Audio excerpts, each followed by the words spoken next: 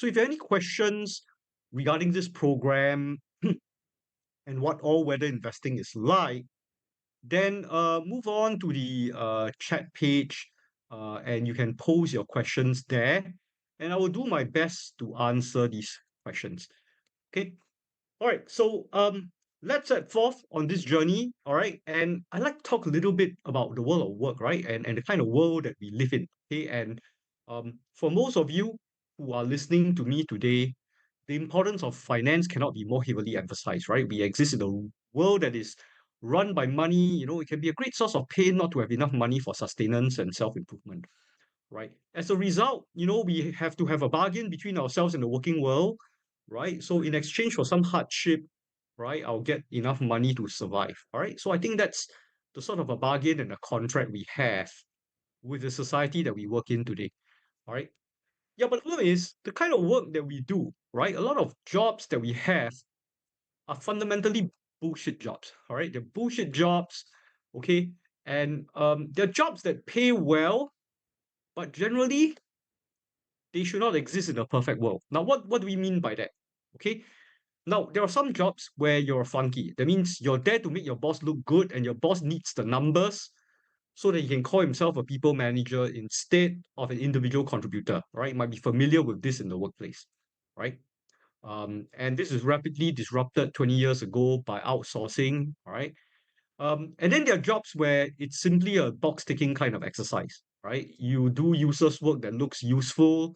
Um, if you do audit, right, you're just checking on somebody's work, you're not producing anything, okay? And this is rapidly being resolved by things like robotic process automation or RPA, right? For the folks in engineering and IT, there are a class of engineers who resolve incidents but they don't solve the root cause of the technical problem, right? And these are duct tapers, okay? And this is going to be solved partially as IT systems managers come up with new frameworks like DevOps, right? It's one way of actually getting the problem solver to directly be able to handle the situation, right? Otherwise, for folks who have encountered maybe relationship managers or financial advisors, okay, or even some of the more ferocious lawyers, right? You will meet this thing known as a goon, and goons are people who harm and deceive others for the employer. All right. So your job is to sell people an idea, maybe a product that's not particularly competitive at a very expensive price. And finally, to assemble all these bullshit jobs together are taskmasters or middle managers, right, who get these moving pieces together for the sake of the company, right? And all this is likely going to be resolved in a certain way, all right, by large language models, right? Things like ChatGPT and AI, they're going to disrupt people who tend to write well and rely on the power of words, all right? And it also affects some ideas people as well, right? And what Bill Gates said is that artificial intelligence can uh, increase the productivity of a software engineer by about 50%. And this will seriously impact the livelihoods of many white collar workers. The disruption is happening right at the moment that we speak. And I'm just giving you this context, right? Combining this concept of bullshit jobs and artificial intelligence, whose sole purpose is to actually replace these people. Okay. So I think at the moment we can come to the conclusion that regular employment, right, can be extremely dangerous, especially if you stretch to about your 40s, right? In Singapore, you're getting retrenched at the age of 40, but actually in China, if you're a tech professional, you could be retrenched at the age of 35. Okay. And it is no accident, therefore, that salaried workers experience stress and there's a sinking kind of feeling at work, right? So even if you have an iron rice bowl, you're tired of the rat race, they talk about this thing known as a sinky, right, on social media. Somebody who's sinking, they can't really benefit from globalization. And Gen Z seems to have a lot of affinity for these mental wellness kind of issues as a result of this. Okay. So sometimes some people will then therefore ask themselves that question, right? Is lying flat the real answer? And this is something that in many societies, even Singapore, young people have built up some defenses to cope with helplessness at work, right? The Great Resignation in the US is part of that. It's part of that phenomenon, and the Chinese are talking about lying flat, right? Chinese now have a saying, uh, the society is highly involuted 很卷, right? In other words, very competitive and competitive in an unproductive manner, right? Yeah, and back to the idea of working, right? A lot of people who work and all that, you need to understand the three R's, right? When you hit your 40s, you get retrenched, and then the government will make you reskill using skills futures. And then you try to get re-employed. And the leaders of our society, like President Daman, all right, someone I thoroughly respect, he talks about Singapore not being a society that builds safety nets, right? We are a society that builds trampolines. Okay. So so that is the so-called closest thing to a welfare system that you can have in our society, right? So for those in their 40s, you'll be going through a very rough time, right? The knowledge you gain, right, would have diminished by now. All right, there's still years left in your mortgage, right? You're facing retrenchment, and then you have to reskill, and before long, you'll be trying to get yourself re-employed. Me and my peers, we are in their 50s. I'm a freelancer. I'm more or less immunized from all this. But the folks who are regularly employed and all that, they are now struggling with a longer and longer period of unemployment, right? When they get retrenched. Okay. All right. So now we are on a threshold of adventure, right? We know what the problem is. This is the kind of environment that we face, right? But we want to go on an adventure to see whether we can come back with a treasure to solve that problem. All right. Okay, but obviously, the best investment stories begin with pain, right? Um, some people want to invest because maybe they are rejected, right? You were rejected before, maybe by a potential in-law, because you lack wealth, right? For some people, the impetus to begin investing may be because you lost your sole job security, or you have witnessed a family breadwinner like a father struggle through job loss, right? And folks like me saw a change in the environment 20 years ago. And that led me to start thinking about my future, because when I graduated, we experienced the dot-com crisis, but that was more than 2 decades ago.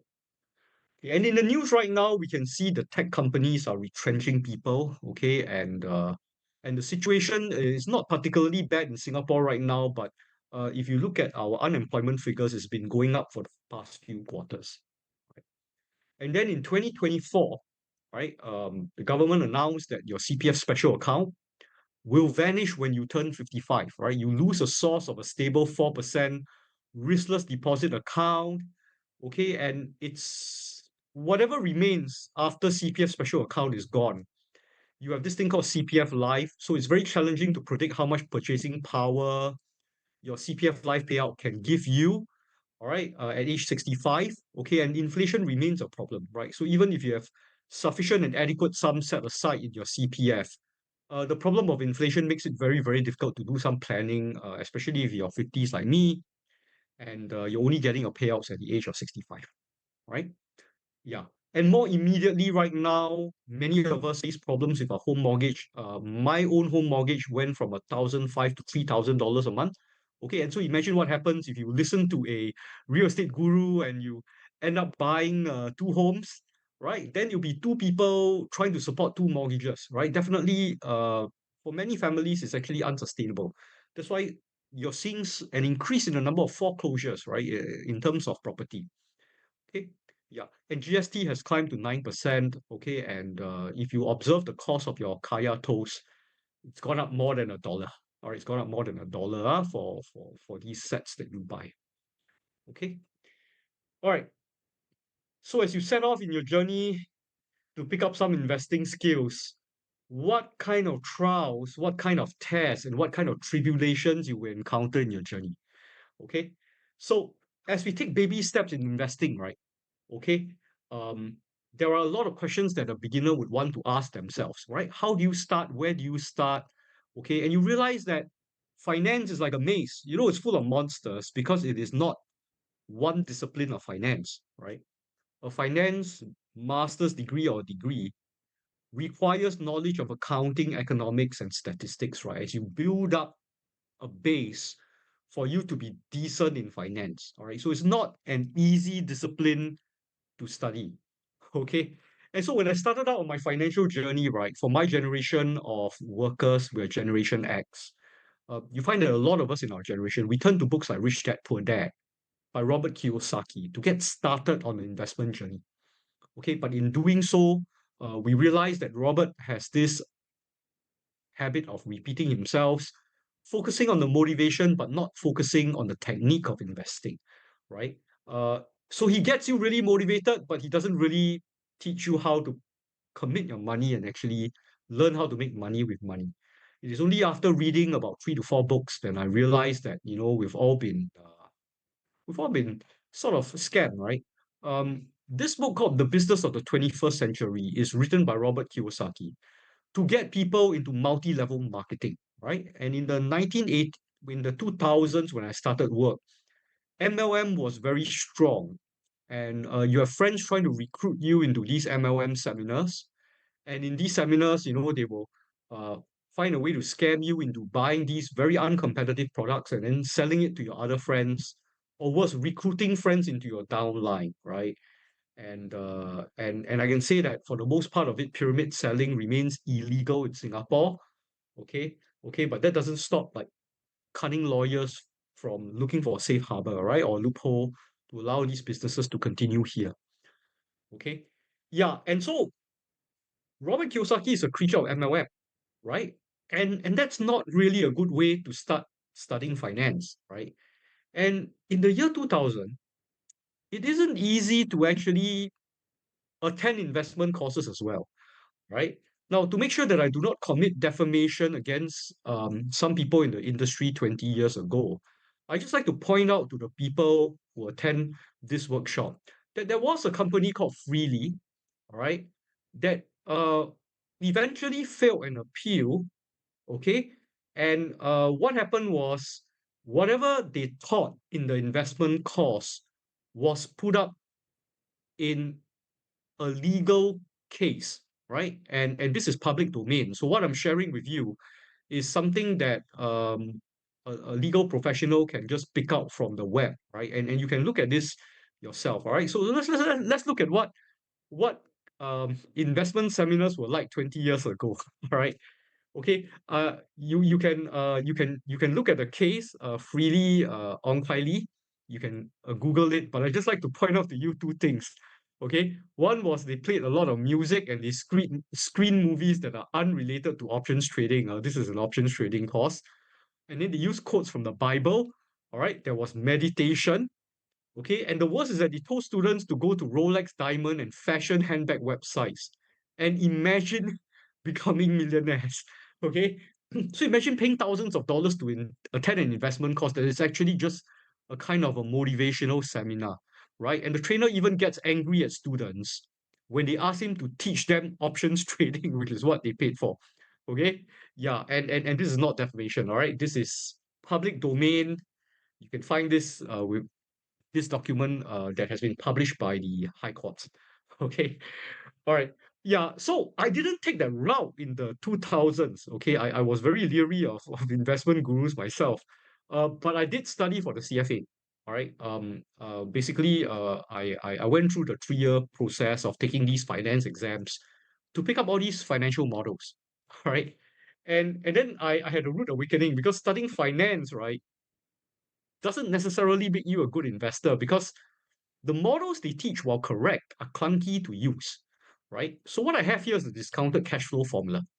And when we're trying to actually analyze the value of an asset, we need to do 2 things, right? First is we need to find a way to um, basically project future cash flow, all right? Which means if you're CEO of SIA in 2018, you need to predict that the cash flow might drop when there's a pandemic in 2020, right? Almost impossible task. You need a crystal ball to do this well. Now, the other thing that the CEO needs to do is that you have to discount this to the present, right? So there has to be a discount rate, and this discount rate is subjective, right? Weighted average cost of capital, inflation rate, Singapore savings bonds rates, all these numbers are different, okay? And there has to be some consensus of what number to use.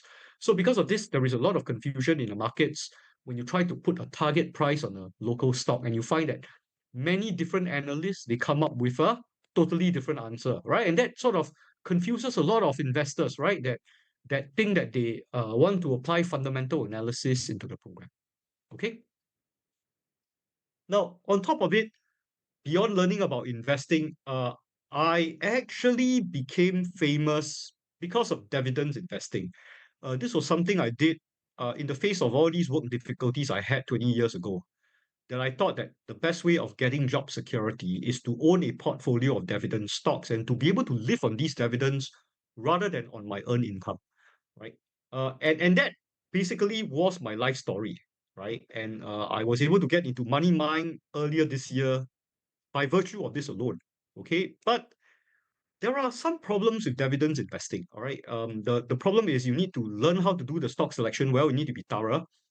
You also have to subject yourself to the idiosyncratic risk of individual companies. So, for example, like Savannah REITs, you have to understand that there is something going on, right? They're trying to get the management internalized, and there is some resistance that they're facing right now. Okay, and finally, the drawdowns can be 30 to 40% if you consider the pandemic crisis, which means that if you own dividend stocks, you must be able to endure a 40% drop in your net worth, right? When you're dealing with these dividend companies. There's nothing wrong. It's just that it can be very painful for beginners. All right. And this is how the drawdown looks like in 2020 when there was a panic, okay, and there was a 33% drawdown. All right. So you can visualize it. All right. So everything I do is quantitative when I talk about investing. Okay. All right. So for people who are really beginners and you want to start investing, right? Um, Resilience is more important than performance, right? I think that is something that a lot of financial advisors don't teach you. They try to hook you with a high investment return. But the truth is that it is not the investment return that determines whether you can stick around as an investor, right? How resilient you are to market downturns, right? As well as how much risk that you take is probably more important for beginners, all right? So that leads us to this psychological idea of how you actually manage an investment portfolio. Now, I want to borrow an idea from the field of psychology, right? And there are two psychologists, I think John Tierney and Roy Baumeister. They talk about this concept of the power of bet, right? And in this book, there is this idea that for marriages to work, right? For marriages to work, and the husband and wife have a conversation with each other. Out of 5 conversations, right, for the marriage to work, 4 of these conversations must be positive. 1 conversation can be negative. That's a good marriage, right? That's a good marriage. If the ratio of good communication to bad communication is 2:1, then there is a very big chance that the marriage might end up in divorce, right? So I took this idea in psychology and I basically brought this over to the field of finance, right? And I think that as a retail investor, you also want 4 good years for every bad year when you invest your money. Okay, that will make it more sustainable. And if you got 4 good years that's made you money, you wouldn't be so willing to bail out, right, when the markets turn against you. All right. Because if you give up on investing, you can't compound your money over time. All right. So in order to understand the rest of my slides, you need to understand that returns are very important, but the concept of risk is even more important. And risk is measured by this thing known as a standard deviation. All right. And if you have a stock that has a very low standard deviation, your returns are very close to the average, right? But if you invest in equities or stocks, if you invest in something very risky, you will find that they're all over the place. They're all over the place, right? You can make a lot of money on 1 year, you can lose a lot of money in another year. All right. So I think that's the fundamental problem in finance. We are trying to not just increase the returns that we have when we invest in the markets, we are also trying to decrease the amount of risk that we take so that we can sleep better and so that we can sustain this investment over time. All right. So let's look at this very, very basic portfolio that financial advisors and some robo advisors they recommend for you. All right. This is called a balanced portfolio or a 60-40 portfolio. And what it does is that it puts 60% of your money into US stocks and 40% into US bonds, right? If you look at the data for the past 5 years, you find that it is very typically a not so good kind of marriage, right? You have about 2 good years to 1 bad year, 2 good years to 1 bad year. The returns are so-so, okay? And this is as good as it gets. All right. For a lot of people who consult a financial advisor, maybe when you operate a robo account, these are the kind of portfolios that you will build, right? And I will tell you that generally you're getting 2 good years for 1 bad year. Okay, that's what most people get in the industry, and you're also paying higher investment fees in the process. All right, so that's something that you need to sort of understand. Okay. In the year 2022, these portfolios have done very badly, and there's nothing much these financial advisors could have done. All they could do is hold your hand and hope that the markets recover. All right. So 2022 was the moment where your faith is going to be tested, even when you've built these very, very safe kind of portfolios. Right. Then the next question you want to ask yourself is, okay, Chris, what about technology stocks, right? If you put 100% of your money into technology stocks, and over the same period of time, you find that because the returns are so high, right, double-digit numbers, right, because of the fervor when it comes to AI technology stocks throughout the pandemic as well, right? Companies like Zoom began to do very well. You get annual returns about 15%, but actually what happens is it comes with a heightened risk. Because it comes with a heightened risk, the amount of good years that you have over the bad year is only slightly better, 3 good years to 1 bad year. All right. Yeah, which also meant that in the year 2022, um, your faith will again be tested with a very, very nasty drawdown, right? 30 to 40% loss of your portfolio.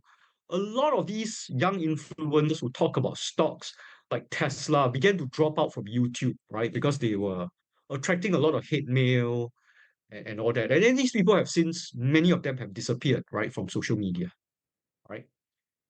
Yeah. Now, what's the secret?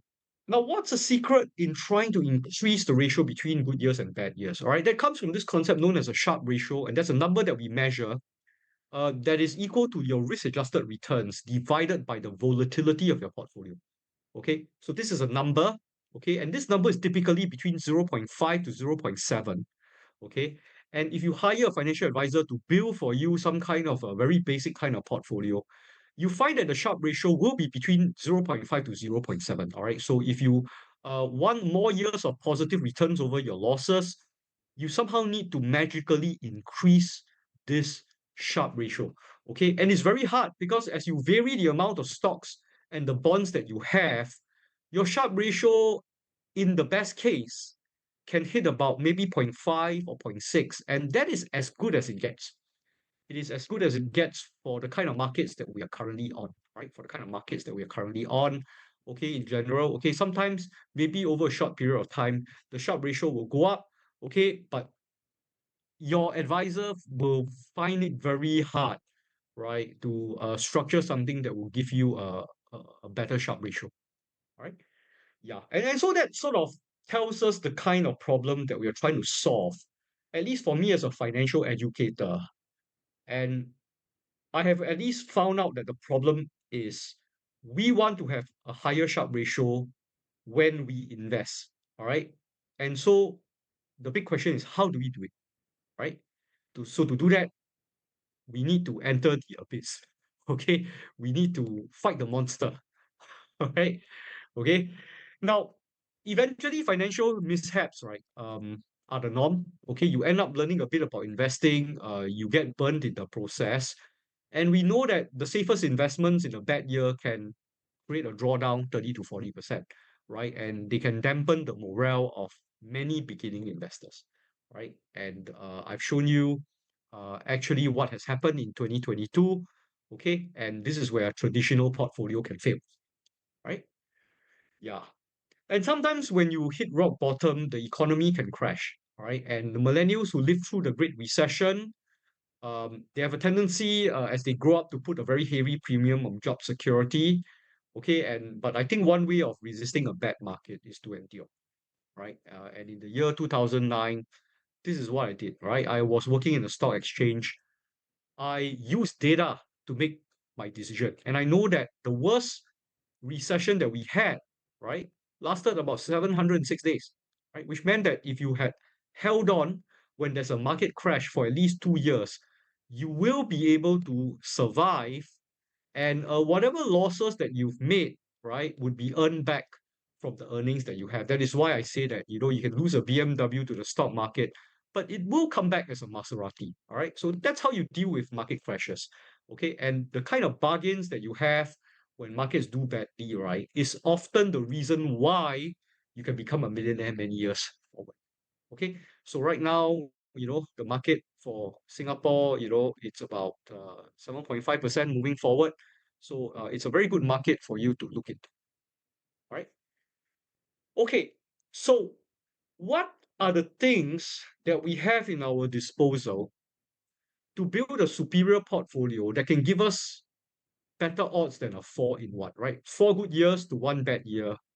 What are the new developments in the markets that will allow us to come up with a new form of investing, right? So in my program, it is unique in Singapore. Nobody teaches a program like this that involves a little bit of programming. I mean, not learning how to program, but running a program to make investment decisions. All right. And I want to talk about these new developments. All right. These are like the artifacts, magical items that will help you in your journey.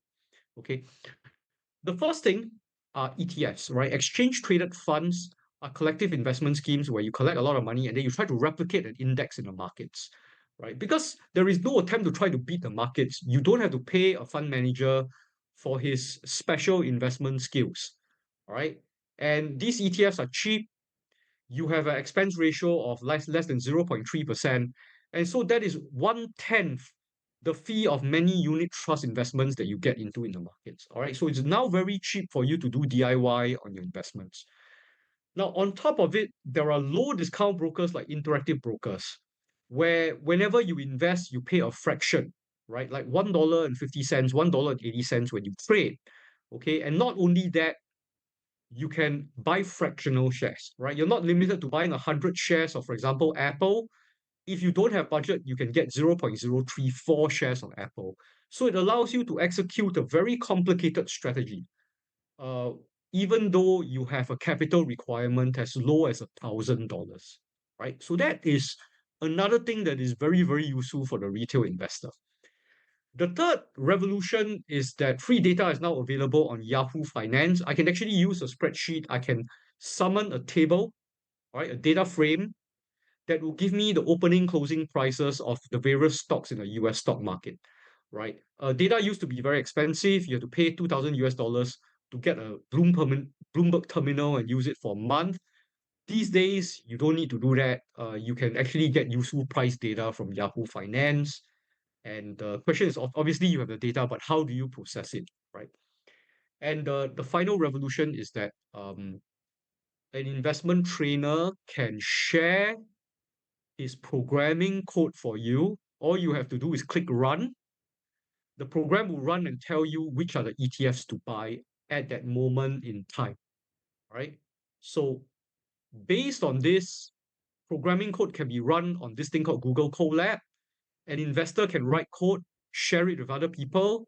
Results can be verified by independent party, and code can then be enhanced by students if they know a little bit of coding, but otherwise they can still benefit from running the program.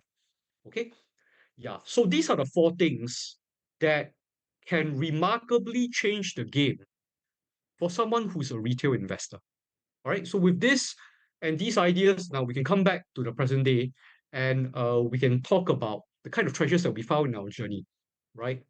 And the final outcome is all-weather investing, right? 4 different ways to invest better. All right. So what are the 4 different ways to invest better? Okay.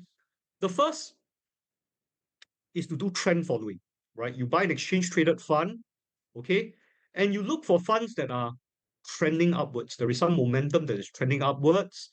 And if you were to buy a collection of these exchange traded funds, you will be able to get a return that is superior to the index that I've shown you with a higher risk, but overall your Sharpe ratio will be better, okay, and increase the Sharpe ratio by about I think about 10%. All right. So the Sharpe ratio can be increased from 1 to about 1.15, right? 1.15. All right.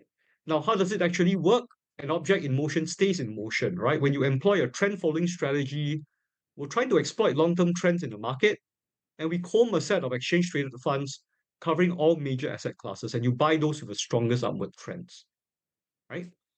So, for example, if you write a computer program that will do this, at the start of the pandemic in 2020, it will, all right, put your money into bonds as the markets begin to crash. And as the markets begin their V-shaped recovery, you will then pivot into technology stocks, crypto, as well as gold to recover and get out, and make even more money along the way. All right. So that's what a well-written program can do for you. You don't have to apply your emotions when you trade. You let the program just inform you which ETFs that you can buy. All right. And that sort of solves the problem with crypto investing, because what I did was I refined the program to include cryptocurrency. And this way we are able to actually exploit cryptocurrency markets when they begin to move up very aggressively at the beginning of the year. Right. So that's how you actually do proper cryptocurrency investing, right? It is never in a vacuum within the crypto space. You have to compare the momentum of cryptocurrency versus other asset classes like gold and technology stocks. All right. So that's how you actually solve the problem of crypto investing. And we're able to get very, very superior results when we've included crypto ETFs into our mix. All right. And we're all doing this without any emotions. Right? And that's how we come up with superior performance. Now, the next strategy that we employ is a strategy known as mean reversion. Right? In trend following, we are following upward trends. Right? You buy anything that is on the way up, and then you try to ride the wave. Mean reversion is the opposite. Right? We look for stocks that are temporarily oversold. Right? And in a rising market, there will always be stocks that are temporarily oversold. We look for them, and then we buy them as they dip, and then we try to exploit it when they recover and bounce back to normal. And the results are pretty fantastic. We could double the Sharpe ratio compared to the index performance. All right. So very, very powerful strategy. And for every action, there is an equal and opposite reaction. Okay. So we look for oversold stocks when the overall long-term trend is up. We look for US stocks in the S&P that's temporarily oversold, and we buy them if the S&P's long-term trend is up. All right. So high probability of rebound, we buy, and that's how we get superior performance, right? And when we run this program, what it does is that it's actually a very safe kind of um, electronic fund manager, right? It has a tendency to pick out blue chips like Johnson and Johnson, Procter and Gamble, Philip Morris into the portfolio. All right, so this is like a very, very safe kind of fund manager that would always put your money into a blue chip stock that has temporarily been beaten down. Okay, and the majority of these blue chip stocks really do bounce back, right? So you tend to buy them at the bottom, and so you find that most of the time, the stock picks from the computer program would be green. All right, they would make a little bit of money for you, isn't a lot, but collectively, as you keep turning over this portfolio, right, it will generate money bit by bit for you. All right, over time. All right, so that's what we mean by uh, mean reversion. The third strategy is dynamic bond, and this is for people with a wider and larger amount of capital. And the returns are not very impressive. The reason is because what we're trying to do is to build a bond fund that is superior to the exchange traded fund, right? So we concentrate on bonds with a very short maturity when bond markets are doing badly. And when bond markets are doing very well, we will split our money across bonds with a different duration or different maturity, right? When we do this, we can increase the Sharpe ratio by about 33%. Okay. This is to diversify our assets away from the other strategies. Okay. And you find that what it does is that when interest rates are rising, there's a tendency to move all your money into the short term SHY ETF that has bonds of a very short maturity.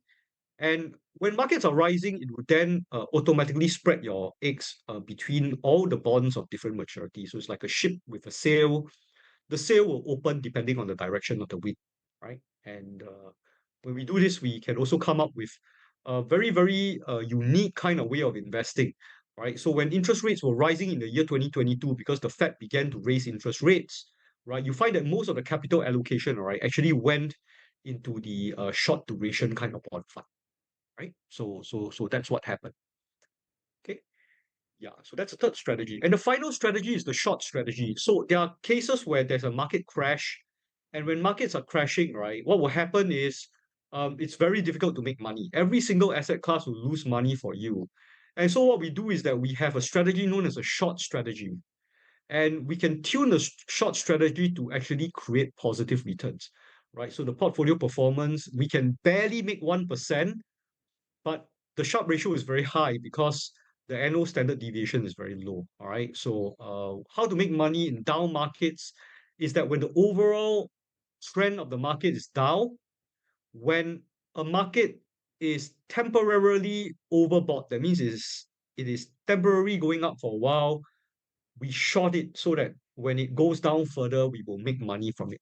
All right. So we're looking for countries and sectors that are temporarily overbought in the short term when the long term trend is still down. So we're trying to outrun the bear here. And how does this work? Most of the time, the program does nothing. All right. The program does nothing because shorting is very difficult, very dangerous. So a good program that is used to short stocks in the stock market would be lying dormant most of the time. And you find that the number of shorts over the past 5 years, there are only 98 shorts. 57 of them are profitable, and we are successful about 58% of the time, right? Yeah, that's very important, right? Because when we actually write computer program to perform these trades, we are able to give ourselves and understand the statistics behind the trade so that we're able to determine whether the strategy is working for us, right? All right, so coming back, right, to this idea of good years and bad years, right? What we do is that we combine these four strategies together. And when we combine these four strategies together, we will see that the annual return is about 8.11%. So it's an 8% return. Okay. It is not double digit, but the beauty is that we can do it with a standard deviation about 3.78, which gives us a very, very high Sharpe ratio of 2, right? When you have a Sharpe ratio of 2, right, you're basically getting 62 good years for every one bad year. Okay, which means that they're very forgiving for beginners. Okay, and for people who are more savvy, you can actually use leverage, which I don't teach in this course, to actually try to get to a safer 12% return, depending on the amount of leverage that you're comfortable with. All right. Even though I don't do that, because I think 8% is actually quite good for a beginner. All right. So this is how a stable portfolio works in practice. All right. You will be able to find that the kind of trends that we build for our portfolio is very much superior to our benchmark as a green line. Okay. And I think another point for people that know a little bit about trading is that our drawdown is about 16 to 18%. All right. It's a very small kind of drawdown for this particular strategy. And the returns are actually quite sexy. Okay. All right. So that's actually what I mean, right? The secret to all weather investing is not to have one strategy, but to have four strategies represented by four different computer programs and combine them together to make investment decisions for you, right? Okay, so with that in mind, right, let's look at the all-weather portfolio masterclass and what it actually is, all right, to ensure that you can learn uh, how these portfolios work. It is a 2-day course over one weekend to build a portfolio that does well in every market cycle, right? To show beginners how to build a core portfolio that does well in all market cycles, learn how to use computer programs to make decisions that are not biased by personal emotions, and to build a secure lifestyle around a source of wealth that grows steadily over time, right? And the outcome that we want are four portfolios that don't move together with each other, right? They have a very low correlation to each other, right? We have a trend following, a mean reverting, a dynamic bond, and a short strategy, all right? So we have four portfolios as part of the course, right? How the lesson is conducted, all right? First, we will cover the theory behind each lesson, okay? So that's important. How do we calculate momentum? How do we size our bets, right? And when we apply the strategy, what kind of behavioral weaknesses of other investors are we trying to exploit? What are the strengths and weaknesses of each strategy, right? Second, we have to learn how to simulate a trading strategy and find out how performance has been done in the past, right? We will use a computer program to do that, but I'll show you how easy it is to run the computer program later so that you don't have to worry and there's no coding required, right? The program will automatically download historical data, walk through the historical data and tell you that for the past 10 years, this is how the strategy has been performing, right? So students will learn and understand how backtesting works. Thirdly, the students are taught how to modify the program. So every program has variables that can be amended. So you can take these variables, adjust it a little bit.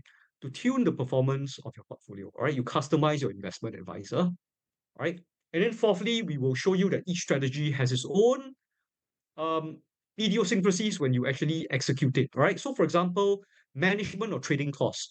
Right. How do we make sure that when we use our broker, we minimize our trading costs? What are the settings you need when you actually buy and sell on a broker? We will cover this because this is very important. This is actually what it takes to actually execute the strategy. All right. And why this course is unique, right? As far as you can see right now, this course simply cannot be taught by any degree program because it is cross-domain, right? Students approach finance problems with a computer program. So finance professionals can learn a bit on how to leverage technology. Technologists can learn a little bit of finance. Okay, all research is reproducible, and students can actually improve their own code after attending the lessons, right? And everybody else can make money safely. Okay. All right. So to show you that this is perhaps the easiest investment course that you can sign up for, I'm just going to do a little bit of demo on how we actually run a program, right? Um, Let me just show you how it works. Okay, so this is how my program looks like. I need to rename my runtime. Okay, okay. So the instructor or myself has already written the program for you. And this is a trend following algorithm. All right. So all you have to do is you see this play button here and you click play. All right. As you click play, the modules will then be loaded into the system. All right. It doesn't do anything for you. It just loads up whatever is required to run the program. It will spin for a while. Okay. It will spin for a while. Okay. And then after that, it will stop. All right. So everything is running. You scroll down. Okay. And you will find a set of variables that you can modify, right? There's no need to sort of modify. The code is here, and these are the ETFs that we're playing with. All right, I will explain to you what each variable does in the lesson, but they're all pre-tuned, which means you don't need to make any amendments to the program. You run it next. All right, you run it next. And what it will do is that it will go to Yahoo Finance and it will download all the data, right? 19 ETFs, the data will be downloaded, right? Then we move on to the next cell, we click play, right? The computer will then do a back test and say that, well, for the past 10 years, this is what this is what we do in the year 2013. These are the ETFs that we bought all the way until the present day. Okay, so you can see actually on the table, I'll teach you how to interpret this, right? But we've already done an experiment on running this for the past 10 years. Okay, now then we will collect the results. All right, we will collect the results for our back test. Okay, and it will show you the performance of the algorithm, and it's pretty good. All right, for the past 10 years, 18% returns, 12% standard deviation, 1.45 Sharpe ratio, as compared to our index, which means that we are always comparing, right, with the red line, okay, which is what normally financial advisors will offer to you. This is what a good, well-written program can give to you. Most of the upswings are due to crypto, all right, because we've added a little bit of crypto. It's like adding some paprika into our soup, right? And that's how you can get superior returns. Okay. And finally, you will see this section that says trend following advisor. This is very important because it tells you that tonight, if you want to run the algorithm and your capital is $4,000, how many shares do you buy for each ETF, right? So what is trending in the markets at this moment of time? We know that technology is doing well. That's why QQQ is here. This is a sentiment-based kind of technology stock. They're mostly the same. SMIN are Indian small caps. So the market believes that Indian small caps are having a lot of positive momentum from the re-election of Narendra Modi. And finally, it has decided to put a very small allocation into crypto. And do note that this algorithm is intelligent enough to know that crypto is very dangerous, and it has only allocated 6% into Ether and 9% into Bitcoin. All right. Actually, very little amount is being put into crypto. All right. Enough to make a difference in your portfolio, but not enough to sink your portfolio with something. Right. Yeah. So this is how you run a program in a class like mine. You don't even need to really understand the theory, even though I need to make sure that you really understand how the program works, right? But if you know how to click play, you know how to use the program to make investment decisions for you, right? Okay. Obviously, the four programs are not the only thing that you will see. You've just witnessed the trend following portfolio. There is another program that will combine the four programs into one to tell you what happens when you allocate, between different kind of strategies. All right. So altogether, there is a minimum of 5 programs that you'll be uh, using in this course. All right. So is it easier to learn from books? Right. Well, I'm more than happy to review the books I used to come up with this course because I believe that it's very difficult for someone to be able to invent a course like this and launch it in Singapore. The reason is because um, I have a CFA, so I know enough about finance to build an investment portfolio. But I also know quite a bit about Python programming, right? I'm an engineer, I'm a lawyer, and a financial analyst. So I'm able to combine it to be able to build a program. Okay. And a lot of it is using very old trading books and updating that strategy with a little bit of cryptocurrency, with a little bit of ETFs that were never invented 10 years ago, and using all the latest tools to come up with superior performance. All right. So very unique, very difficult to replicate. Right. Now, another objection that some of you might say is that, hey, if you're so smart, right? Why would a successful trader share his secret sauce with other people? All right. Okay, so this is a very good question, and this is something which I encourage you to talk to any other investment guru and challenge them with a question like this. Okay, so first of all, the secret sauce is only shared with paying customers, right? It's not shared with everybody, right? Now, unlike many other students from other classes, my students are very active in the community and they're always trying to improve the programs. There are these computer science types, they're not required to attend my course, but there are many computer science types and engineers who attend my program, and they have brought a lot of improvements beyond what I have done. All right. So for the first course, we've introduced cryptocurrencies, and then the first batch of students suggested adding China and technology stocks into the universe. Then the second batch, we've added Indian small caps. Okay, and every time my students add something to the algorithm, the Sharpe ratio goes up by 0.2. The performance improves, and my investments do better, right? So you don't have to view an investment course as a guru giving lessons to students. This is more like a hive mind, right? The students learn a little bit and then they improvise on their own. And together as a community, we try to improve our trading algorithm. All right. It is very unique. You won't be able to find this anywhere else. Okay.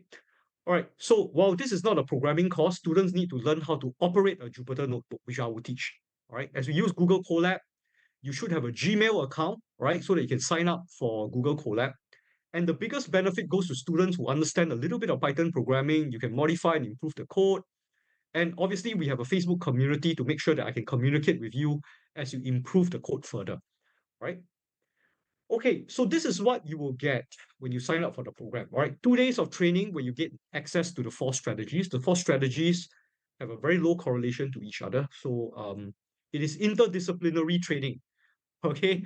Yeah. 6 man months, using learning how to code can easily cost you $20,000. All right. And it can be very, very expensive to develop this knowledge yourself, right? I've already done it. I can tell you, you need to be very multidisciplinary in order to do that. All right. Now, there is a list of ETFs for every strategy taught. We provide that for you, and this is updated after every lesson as the students innovate and come up with better strategies of their own, right? And the latest one will be shared with you within the Facebook community, which I'm going to talk about next, right? So we have a Facebook community where myself and the participants, we work together to try to improve our performance. And as the programs require some updating and debugging over time, the latest version of the program will always be made available to students for free. All right. So there is no membership fee. You only pay one round of training fee.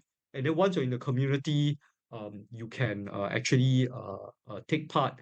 Uh, so long as I'm conducting the course, there will be future updates. All right. You will get every automated program taught in the course. Right. There are at least 5 programs, 4 programs, one program for each strategy, and one program to consolidate all the strategies together. Right. You only need to learn how to edit the variables and click with your mouse. Okay. Now imagine paying a third party to code up these algorithms, right?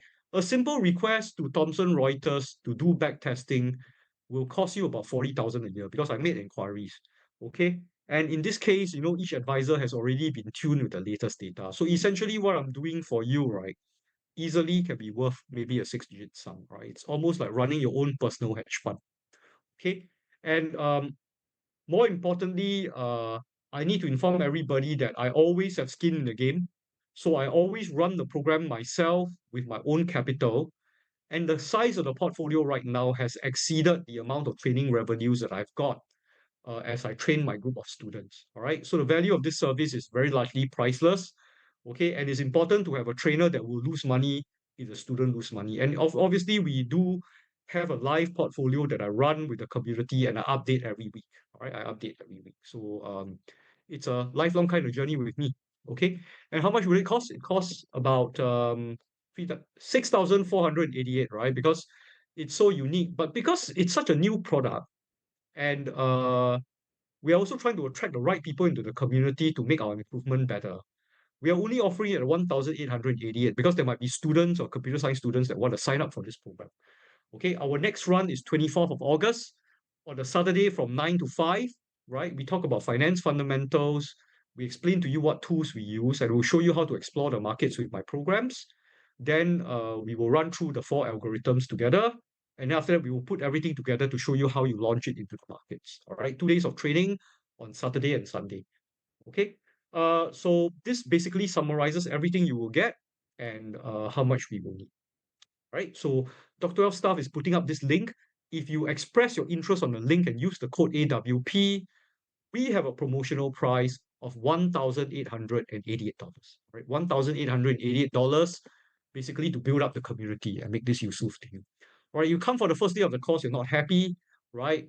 Feel free to exit and we will refund all your money back. All right, if you feel that, oh, it's very difficult, this course, I don't know what's happening, then come for the first day and then ask for your money back. All right, so this way you will not waste your money with us. Right? If you commit over the next 72 hours, I will send you a package concerning with all three books that I've written in the past. They're not available anymore. Okay. A collection of investment articles are written for the Dr. L blog. There's a lot to read. Okay. And I have one bonus lecture on how to use Google Colab, right? It is a beginner's primer to Colab so that you can come to class ready to actually take on whatever challenges that you have, right? And this sort of summarizes all the information that I have actually produced for you. Okay. All right, so let's begin our Q&A session. There's about 21 of you guys here. I'm just going to hold for a short while to see if there's any question for us. All right. Go Kiet Xuan. Okay. Is this a trading course or investment course? How is it different from your early retirement masterclass course? Which one is more suitable for the novice investor? All right. Very good question. Thank you very much. Okay. How do I put it, right? Now, you can interpret this course as a trading course because the programs ultimately will give you the signal of what to trade and what to buy. So it is, in essence, a trading course. All right, it is, in essence, a trading course. Is it an investment course? It is as well, because we do cover finance fundamentals, right? We do cover finance fundamentals. We teach you what a Sharpe ratio is and all that, right? So actually, it is both. All right, I think that is the best answer. How is it different from my early retirement masterclass? Okay, my early retirement masterclass is a flagship product. It only focuses on local dividend stocks in Singapore. My all-weather portfolio masterclass is focused on buying exchange traded funds on the US stock exchange at night. So actually, you're targeting a different market. Okay. Now, the early retirement masterclass course, the dividend portfolio that we build, okay, now, it is designed to give you passive income, right? But the drawdown is higher, which means that the amount of volatility that you need, right? Sometimes you're looking at 30 to 33% drop in the portfolio when times are bad, right? And we'll teach you how to do that in the ERM, right? The all-weather portfolio has a much lower volatility, a standard deviation about 3.7%. So you won't get the kind of up and down, right, that will make you lose sleep at night. Okay. So if you want to look at standard deviation as a measurement, okay, it might actually be better for the novice investor, right? But realize that a lot of novice investors, right, they might not be interested in the data science of investing. They just want money to come into their bank account every month. So actually, I find that a lot of these older investors, right, have a tendency to sign up for ERM, but the younger and more dynamic investors actually tend to sign up for AWP. All right. So actually, these are two fundamentally different products, and I have many students who attend both. Okay. So I hope that sort of answers your question. Right. I hope that answers your question. If not, just pop another question. Does the program tell me when to take profit? Yes, it does, right? Because when the program tells you to sell a particular ETF and then buy another ETF, that's where you know when to take profit. So actually, the AWP program, we actually will tell you when to exit a position because the programs are designed to do that. But the ERM, where we collect dividends, we are collecting dividends for life. So actually, we don't focus so much on entries and exits, right? So ERM is actually like a dividends passive income kind of program, and this is like a newfangled kind of IT-like kind of program. Michael Fong, um, does the all-weather portfolio cope if the market goes sideways? And yes, it does. How does the all-weather portfolio cope if the market goes sideways? Now, what is likely to happen, right, is that the focus on tech stocks, it will automatically move out from crypto and tech stocks because they're losing momentum. And you will find that sometimes they will introduce gold and some bonds into the portfolio. All right. So this is what it will do automatically. You don't have to, it will tell you to do that. Okay. Then what will happen is that when the market moves sideways, bonds generally tend to do slightly better. And what the dynamic bond portfolio will do is that it will spread, right, between bonds of different maturities.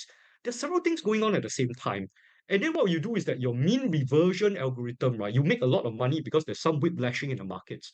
And so these blue chips, right, that have a tendency to be temporarily oversold, right, will actually make more money for you. So that's how the program works when the market is moving sideways. Okay, when the market is crashing, the short algorithm will wake up like Godzilla, right? And it will attempt to short the markets on your behalf. Okay, so this is the best I can do to explain to you how it works. Yeah, but actually this is programming code. Okay, yeah. Okay, VO, I have no investing foundation. Can I still attend? Okay. My only response is you can attend for the and see whether you can understand the first day of training, right? I'm not afraid of students who don't have investing foundation because they can survive my class. Okay. I'm afraid of students who are not IT savvy. What I mean by not IT savvy, okay? Dr. L sends you files. The files arrive in your email, okay? Because some of these files are Jupyter notebooks, they cannot be opened by any application. When you download it into your machine, you attempt to double click on it, it gives you an error, and then you panic, right? Sometimes email, when you sign up for Google or you sign up for Colab, it goes into your spam folder and you don't know the concept of a spam folder, then you cannot even get started on the program. So actually, these are the students that I'm afraid of the most. The non-IT savvy students in their mid-60s, they tend to struggle because there are many things that we basic digital skills, right? In order to be able to come for this class. So I can tell you that I'm not afraid of the lack of investing foundation because we will give you that foundation on the first day of the program. Uh, I would actually prefer to discourage students who are not savvy. Like for example, you don't know how to install an antivirus on your machine, you don't have a Gmail account, and with that, you don't have the savvy, right, to open a brokerage account and then tie it up with your DBS banking account to do like automatic deductions and all that, right? So this is my bigger concern, right? Yeah, yeah. Because I have conducted this course and I've taught a lot of seniors, right? And I realized that um some of the things that we take for granted, like when you see a button, you know you can press it, you can drag something that looks like an arrow, they don't have that kind of knowledge. So yeah, I will admit to you, I'm quite terrified of students like that. Yeah. Okay, Michael, can I tweak the program to include some specific stocks apart from ETFs? Yes, of course you can. I love my students who do that, all right, because it's a variable. And because it is a Python variable, the people who know can improve by putting stocks in an ETF. It's up to you, right? The whole point is for you to be able to take these programs, run it independently, report your results to the rest of the community so that we can join you. All right. Okay, VU, I'm keen to attend, but I'm unfortunately working on the 24th, 25th. The next round will be held. Yeah, the next round will be held maybe 3 months down the road. Just talk to Dr. Wealth and you can find out when the next session is. All right, Dr. Well can make some accommodation with you. We do record our lessons so that the students will be able to look at our recordings. Okay. Even does the AWP integrate some elements of the ERM? I'm just wondering whether using this algorithm can account for both strategies, would further diversify your portfolio. All right. In that sense, AWP is your core portfolio, right? It is a core portfolio that is globally diversified, right? And so it has a return of 8% and a standard deviation of 3%, right? My ERM is a dividend kind of portfolio. It is designed to give you passive income. So it is a satellite portfolio, right? You can allocate 70% into AWP and 30% into ERM. Okay, but ERM is gonna pay the bills, right? Yeah. So some of my students, they can sustain themselves purely on an ERM portfolio. Okay, so that's the best answer that we have, right? But 50-50, 70-30, they all work, right? They all work. So long as you understand statistically how they perform, right? They should work. Kiat Yun Go, how often do we need to run your Python program? Do we need to monitor the portfolio every day like a trader? No, we don't. Okay. The trend following algorithm, you run it once a month. Okay, you run it once a month. The mean reversion program requires a little bit more monitoring. It runs once a week, once a week. Okay. The most intense program is the short program because once you start shorting the stock, you have to monitor it every day until you close the position. So that is where you have to monitor the portfolio like a trader, but the short portfolio is optional. You don't have to run it. Most of my students don't run it, all right, because they have a life. Okay. Yeah. Okay, this is very nice. I'm very happy that we have a very small group, but we have a very dynamic Q&A session. So I hope that I've answered as many questions as I can regarding this program. If you have any more questions regarding how this works, please write to Dr. Well, and we'll be there to answer that question for you. May I know you have a way to predict market crash? No. No. Michael, both my courses attempt to predict market crash. ERM has a qualitative method of predicting a market crash. AWP runs a program to tell you how to adjust the ETF. Okay, but because we use momentum measures, I want to emphasize to you that the crash would have normally already started when it happens. Okay, but the thing is that the program is more sensitive than a human being. So a computer program may be faster than, for example, an expert to tell you that a crash is happening. Okay, yeah. So the trend follower is very powerful in that it can tell you that actually crypto has crashed. We are moving our money to some other bond or gold ETF. Actually, that means that a crash has started for the cryptocurrency market. All right. So not 100%. Okay. Now I'm in the business of teaching students how to predict market crashes. But I can tell you, right, that none of the academic theories are reliable in this matter. Because whoever can do that will be a very rich man. Okay. Yeah. So we are in essence teaching you an attempt to predict a market crash. Whether we can succeed or not, it's really not up to us. All right. I think that is probably the most balanced kind of answer you will get. All right. A lot of other gurus claim that they can predict a market crash, but I happen to read quite a number of books and literature on this matter. Okay, and it's not easy to do that. I mean, I'm also a lawyer too. You might as well ask me, Chris, can you win the case 100%? And no lawyer will tell you that you will win the case 100%. All right.